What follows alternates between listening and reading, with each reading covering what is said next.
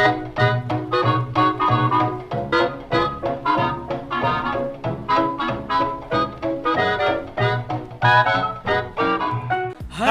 selamat datang di Podwika, Podcast Satwika. Bersama saya Sadam Saya Givari. dan kameramen kita Johan. Sekali lagi di Podwika, Podcast Satwika.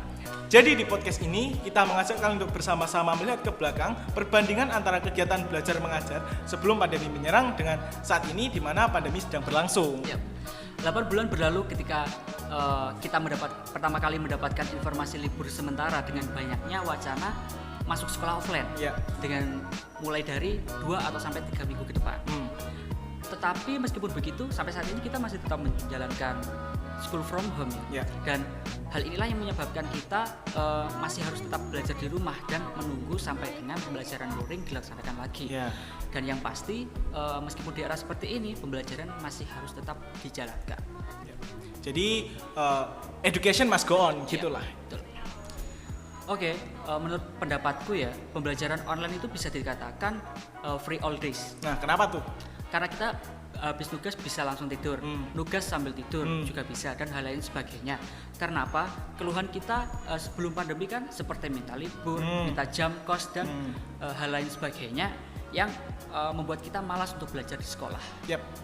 Jadi kalau menurutku sendiri, aku setuju sih dengan statementmu tadi.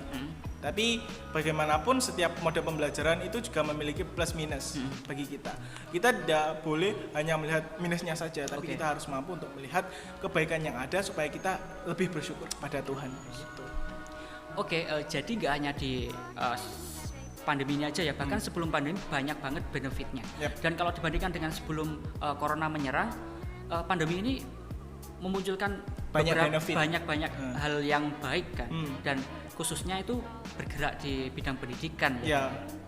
Pasti hal itu juga berimbas karena adanya pandemi saat ini, di mana kita banyak sekali mendapatkan dampak yang positif bahkan negatif juga. Tapi kita perlu melihat ke belakang sebagai bahan evaluasi. Apa saja perbedaan antara kegiatan pembelajaran saat sebelum pandemi dengan saat ini di mana pandemi sedang berlangsung. Supaya kita tidak hanya melihat keburukannya saja dan kita mampu melihat kebaikannya. Berbicara tentang perbandingan, pasti sebelum pandemi kita bisa bertemu dengan teman, kita bisa bertemu dengan guru-guru, kita bisa bertemu dengan bahkan bertemu dengan aktivitas akademika lainnya di SMA, dan hal itu juga menjadikan adanya suatu interaksi.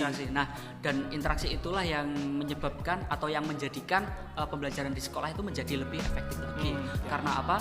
Di sekolah kita bisa langsung berdiskusi dengan teman, kita bisa langsung bertanya jawab dengan guru terhadap materi yang telah mereka sampaikan, dan dengan hal ini kita menjadi lebih paham dengan materi yang mereka sampaikan, ya kan? Dan itu sih poinnya. Yang pasti kalau menurutku guru itu tidak bisa digantikan oleh apapun. Posisi seorang guru tidak bisa digantikan oleh apapun. Kita sekarang memakai gawai untuk media pembelajaran, tapi ini hanya sebuah media. Kalau kita bisa melihat media ini tidak punya hati, tidak punya otak. Tapi kalau seumpama kita belajar bersama guru kita, kita mendapatkan materi dengan disampaikan dengan hati-hati, dengan sampai kita paham. Nah, itu yang menjadikan posisi seorang guru itu tidak bisa diubah oleh apapun, bahkan dengan teknologi sekalipun. Tapi di sisi lain, kamu nyadar gak sih kalau di sekolah kita lebih banyak menghabiskan waktu dengan membuka buku daripada membuka handphone? Nah, aku setuju sih. Karena apa? Di sekolah kita memiliki seorang guru yang dimana beliau sebagai motivator kita, sebagai pembimbing kita di sekolah, sebagai pengarah untuk kita membuka buku. Seperti contoh di kelas.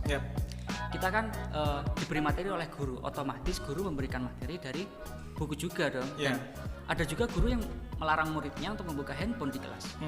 Jadi aku juga kalau mengambil poin-poin seperti itu, aku bisa melihat bahwasanya yang ada di internet pun juga tidak pasti benarnya. Tidak pasti benarnya dengan apa yang ada di buku gitu. Soalnya kan memang jangkauannya luas, tapi hoax atau tidaknya itu kita tidak bisa memastikan seperti itu. Terus aku juga punya pandangan sih tentang pandemi seperti saat ini, di mana pandemi ini memunculkan banyak bakat-bakat baru, ya kan? Seperti podcast ini misalnya, dengan kita mengikuti lomba yang diadakan oleh JOB nih, ya, lomba podcast. Nah, ini memunculkan suatu perlombaan yang beragam daripada sebelum pandemi menyerang, di mana sebelum pandemi mungkin lomba-lomba hanya berbasis ke edukasi, tapi sekarang edukasi akademik, tapi sekarang pun non akademik juga banyak diasah, banget. Ya, seperti lomba videografi, desain grafis, dan podcast seperti ini.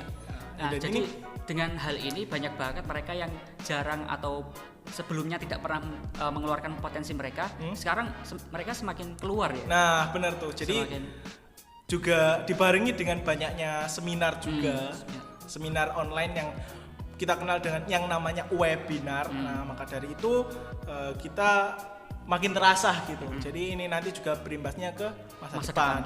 Dimana kalau kita ingin menjadi seorang broadcaster nih, kita bisa belajar mulai dari sekarang. Kita bisa belajar tentang bagaimana cara menjadi broadcast yang baik dengan mengikuti lomba-lomba podcast seperti ini. Jadi dengan banyak waktu luang kita bisa mengikuti lomba dengan baik. Maka dari itu nantinya ketika di masa depan kita tidak shock.